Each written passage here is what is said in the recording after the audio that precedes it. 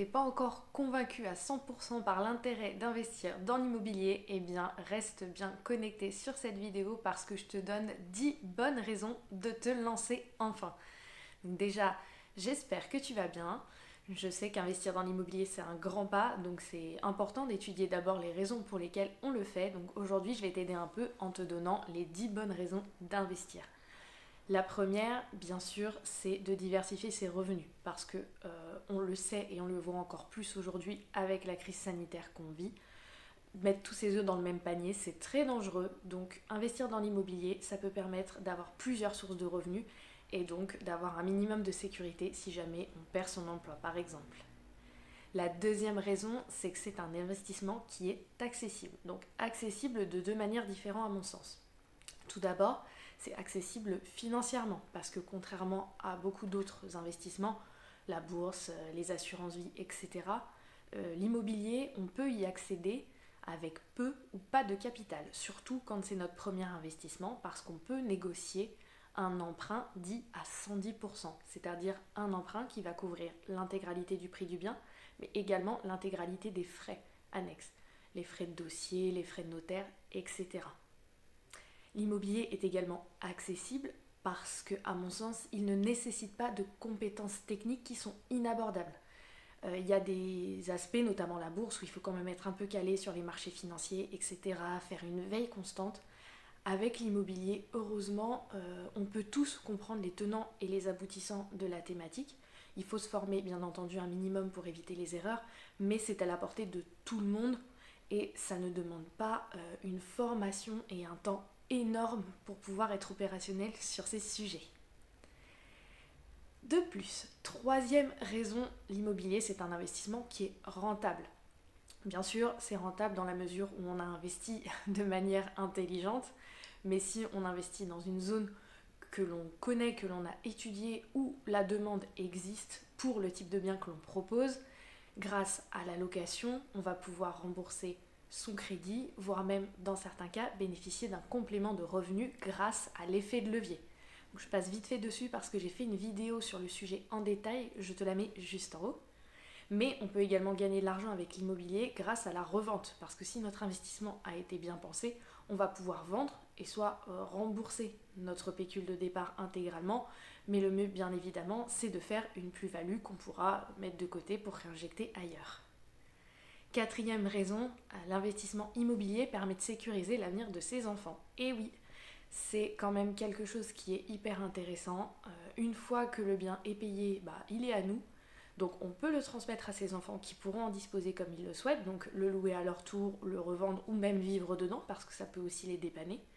Et surtout, il y a des moyens pour pouvoir transmettre ces biens à ses enfants en évitant d'avoir par exemple trop d'impositions dessus, etc. Via une SCI par exemple. Cinquième raison, l'investissement immobilier ne subit pas d'effet de mode.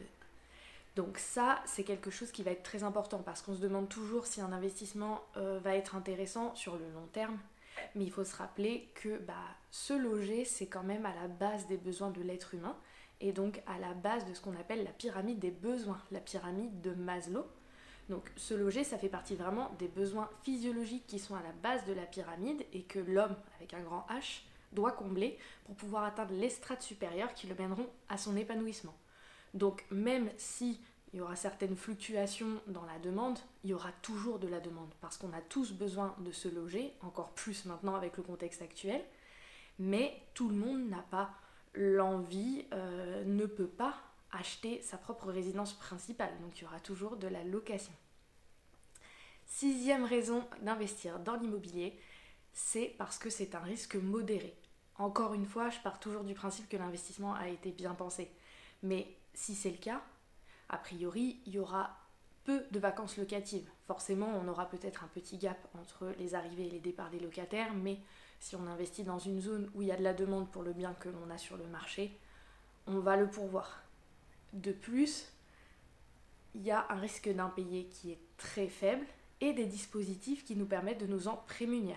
Donc je passe très vite là-dessus parce que j'ai fait aussi une vidéo sur ce sujet où j'y reviens en détail, donc je te la mets juste en haut. Septième raison, investir dans l'immobilier peut demander très peu de temps. c'est quelque chose qui va être à prendre en compte parce qu'on n'a pas tous forcément envie de se créer un deuxième emploi, on va dire.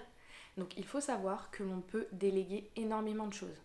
On peut déjà déléguer dès la recherche de biens. Il y a des professionnels qui prennent en charge la recherche de biens, la recherche de crédit, la préparation des dossiers, la recherche d'assurance, etc. Et après, quand on a acheté, on peut aussi déléguer toute la gestion. Donc ça peut vraiment être quelque chose d'intéressant si on veut se créer des revenus complémentaires, mais sans y passer trop de temps. 8e raison, investir dans l'immobilier permet de sécuriser sa retraite. Je nous souhaite tous bien évidemment de vivre le plus vieux possible, mais malheureusement je n'ai pas tellement foi en notre système de retraite, donc je parle à l'heure actuelle en étant en France.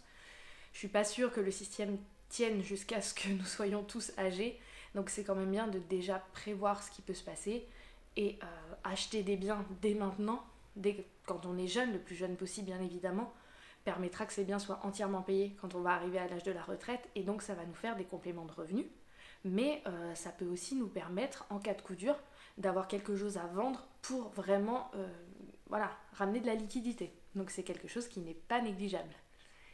9e bonne raison d'investir, l'investissement permet dans certains cas de bénéficier d'avantages fiscaux. Donc soit via des programmes de défiscalisation comme le Pinel ou le de Normandie, soit via des niches fiscales comme le loueur meublé non professionnel, LMNP, ou son pendant, le loueur meublé professionnel, le LMP. Bien sûr, ça va dépendre de sa situation personnelle et fiscale, du type de bien qu'on achète, du lieu où on investit et de la manière de le louer. Mais c'est quelque chose qui peut être très intéressant quand on paye quand même des impôts. Et enfin, 10e et dernière bonne raison d'investir, mais pas des moindres, l'immobilier, ça peut vraiment servir à faire de belles choses.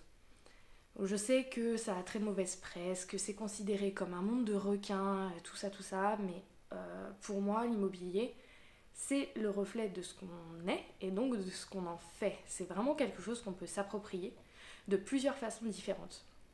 Moi, dans mon cas, j'achète des biens qui sont inhabitables dans l'état et je les réhabilite. Donc ça permet justement de redonner vie à des anciennes maisons, des anciens bâtiments qui ont vu des vies à l'intérieur, donc qui sont pleines de souvenirs, et aussi de fait de réhabiliter le parc locatif français. Donc ça, c'est plutôt une bonne chose parce que ça fait plus de logements de qualité pour les locataires qui en ont besoin. Mais il y a vraiment plein de manières de pouvoir s'approprier l'immobilier et d'en tirer de belles choses. Déjà, selon la fiscalité choisie, on peut le louer à ses proches, on peut choisir de le louer à des personnes précaires en particulier, des parents isolés, des étudiants, des demandeurs d'asile, des personnes qui ont des aides sociales, des intérimaires, etc. On peut également décider de créer des HLM pour les personnes aussi les plus démunies, de créer des logements qui vont être totalement adaptés aux personnes en situation de handicap. On peut également investir dans des résidences de services pour qu'il y ait toujours des biens à disposition de nos seniors qui ont besoin d'habiter dans ce type de structure quand ils sont malades ou trop âgés, etc. On peut aussi réhabiliter des biens qui sont classés, donc là on participe vraiment à l'entretien du patrimoine français, mais également quand on achète des locaux professionnels, on peut très bien mettre ces locaux à disposition de structures qui tiennent des projets qu'on aime, qu'on apprécie, qu'on veut soutenir, qui nous inspirent. Donc voilà, on peut très bien le louer à des associations, à des artisans, à des artistes, etc. Voilà, c'était mes 10 bonnes raisons pour investir dans l'immobilier. J'espère que celles-ci t'auront convaincu de passer à l'action. N'hésite pas, si t'en as d'autres, à compléter, parce que j'en ai mis 10, mais il y en a probablement d'autres. Si t'as aimé la vidéo, comme toujours, n'hésite pas à en parler autour de toi, la partager, mettre un petit pouce et t'abonner en activant la cloche pour ne pas manquer les suivantes. Et je te dis à bientôt!